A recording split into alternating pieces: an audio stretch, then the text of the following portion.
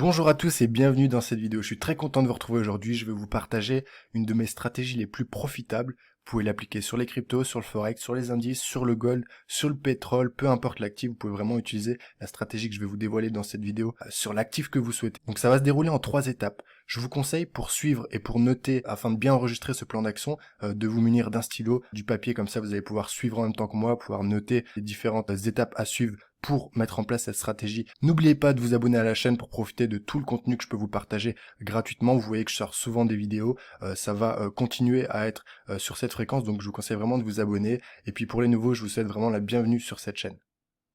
Allez, c'est parti, on va commencer sans plus attendre avec l'étape 1. Donc la toute première étape pour ma stratégie de trading, eh bien ça va être de définir la tendance de l'actif. Pourquoi définir la tendance? Parce que déjà, pour commencer, je trade que la tendance en trading. Parfois, je vais essayer de chercher des retournements sur des grosses zones importantes, mais la plupart de mon temps, la plupart de mes trades, je dirais 80 à 90%, sont des trades qui vont dans le sens de la tendance de l'actif en question.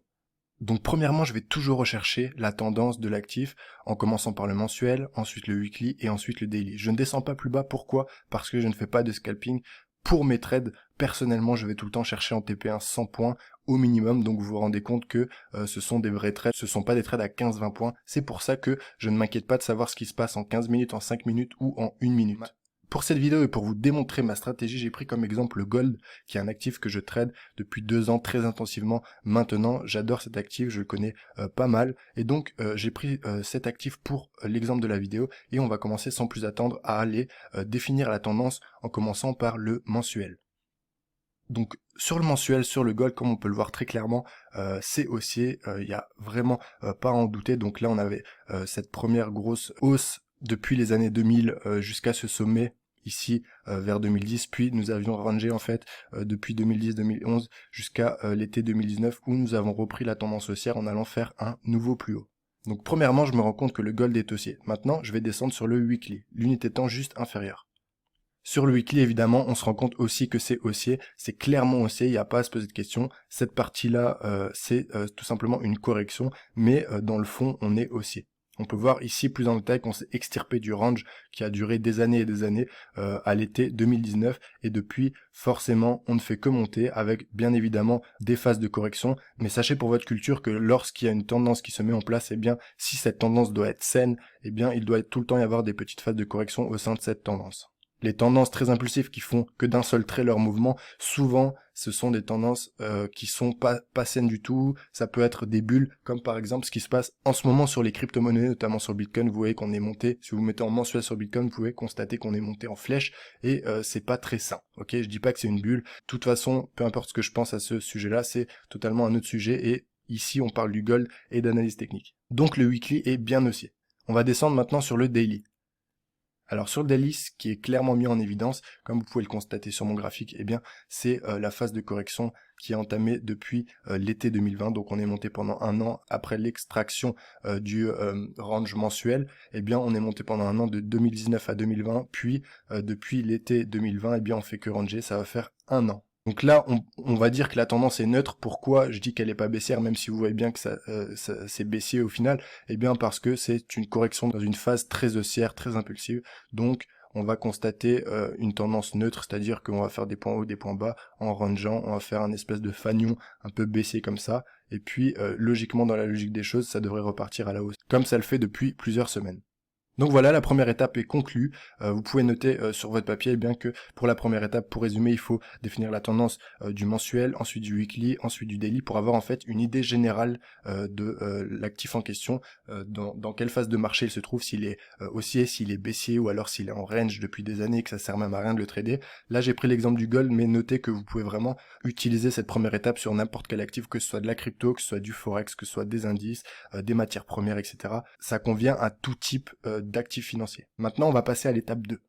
Donc une fois que j'ai ma tendance de l'actif, eh bien moi en tant que trader, mon but ça va être forcément d'entrer en position sur cet actif. C'est pour ça que je fais une analyse technique au préalable. C'est pour au final eh bien rentrer en position et gagner de l'argent sur cet actif. Donc désormais j'ai la tendance de l'actif, je sais que c'est haussier, j'ai un peu son contexte global depuis les 10 dernières années. Je sais ce qui se passe depuis les 2-3 dernières années exactement sur cet actif. Donc maintenant, je vais rechercher les zones potentielles d'intervention et surtout les zones majeures. C'est-à-dire, quand je parle de zones, ça va être plus communément les zones de support et de résistance. Eh bien, vraiment chercher celles qui ont le plus d'impact et celles sur lesquelles je vais pouvoir rentrer en position très très sereinement.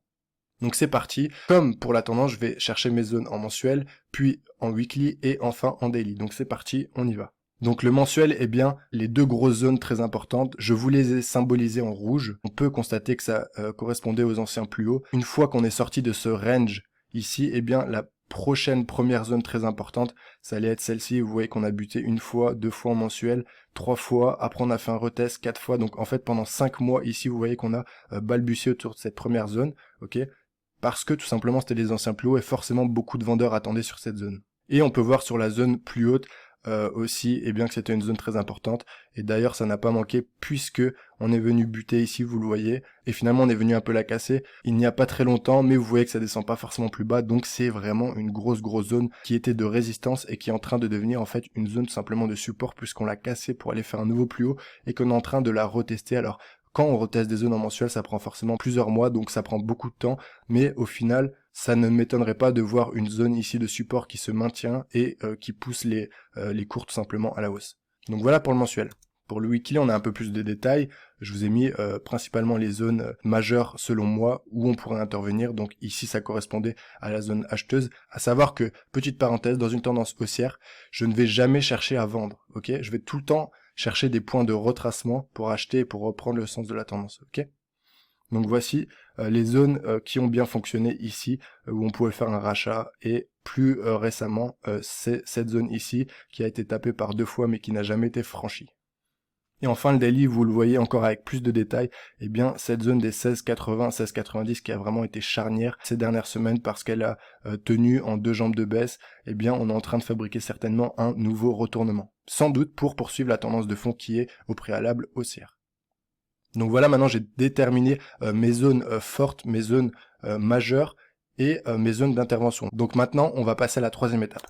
Et la troisième et dernière étape, tout simplement, ça consiste à affiner son entrée sur les petites unités de temps. Maintenant qu'on sait que l'actif a une tendance, maintenant qu'on a les zones majeures d'intervention, eh bien, il nous reste à descendre sur les unités de temps pour avoir plus de détails et attendre une bonne opportunité tout simplement pour rentrer sur les marchés et rentrer à l'action. Donc on va aller sur le H4 et le H1 pour chercher sur nos zones des signaux d'entrée en position. Pourquoi je ne descends pas plus bas? Car tout simplement, plus on descend en unité de temps et moins les signaux sont performants. Vous devez retenir que en trading, votre analyse technique, elle sera beaucoup plus pertinente si vous le faites sur les grosses unités de temps comme je vous l'apprends ici dans cette vidéo, car tout simplement sur les plus petites unités de temps, c'est très variable, c'est très instable, il y a beaucoup de faux signaux et c'est beaucoup moins béton tout simplement.